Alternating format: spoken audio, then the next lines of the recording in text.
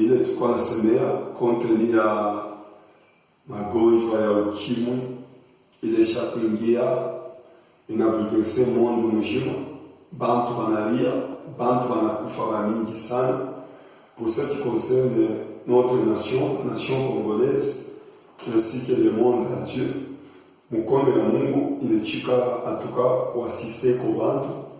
Le Seigneur m'a dit, il m'a parlé vraiment, bientôt il y aura la guérison totale. Ile malali itatoka, itazambanala itenda, guérison itamanifeste kwa maisha ya watu bamingi. Mungu vraiment atajitukuza sana.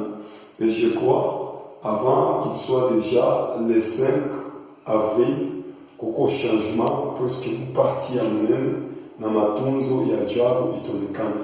Kunaweza kwa mavaccin, kunaweza kwa madawa, wanaweza kutuma kwa chana mtu ayebe ile dawa, me tuweke kwa maombi, tuombe Mungu ashakuchika kutunza bantu.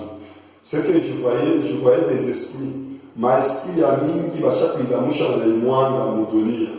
Inakuya pour déséquilibrer surtout les hommes de Dieu, na pour déséquilibrer en tout cas les chrétiens mingi sana. Mais ce que la Bible nous dit, celui qui est en nous est plus fort que celui qui est dans ce monde. On nous parle de la maladie, coronavirus, Ebola, le sida, tout qu'on soit malade et ami sana. Mais il y a quelqu'un qui a réussi le nom au-dessus de tout nom, le Seigneur Jésus-Christ. Alors, Yesu ashakuchika kuleta guérison totale, en tout cas, kudunia yote mzima. Beaucoup de gens m'ont posé la question, papa, les fins du monde inakuya, papa, nivi, oui. Ce sont des signes du temps de la fin.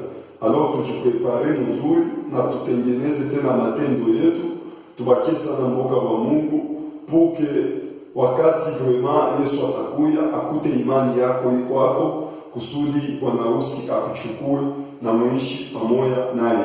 C'était en tout cas le message. Alors kile Mungu asema, Mungu anatuambia, anasema kuko fleo ingine wanajiprepare ku monde ya tenere. Surtout jo message napenda kufikisha watu sana.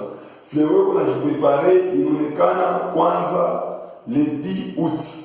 Ile fleo itanja vraiment ya nguvu sana na itabouleverser en tout cas na monde mkipimo cha yuni. Alors quant à nous, comme ministère de Robot, par rapport à cette révélation, la Bible nous dit ce qui est révélé vraiment, qu'il est vraiment Mungu anatufungulia, c'est à nous. Donc la gloire de Dieu, c'est de cacher les choses. La gloire de Dieu, c'est de sonder les choses. Kama Mungu ashakufichika kitu ni kyake, kama Mungu anatufungula kile kitu kinakuwa chetu. Alors nous devons combattre ile fléau na maombi.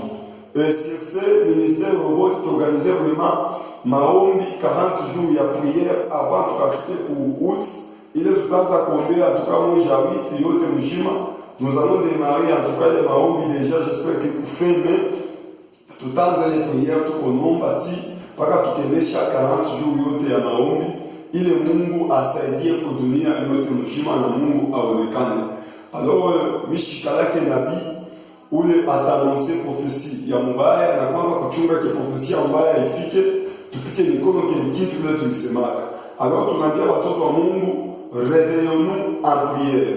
Shibote monde entier, tulamuke kumaombi, car c'est une prophétie dont le temps est déjà fixé.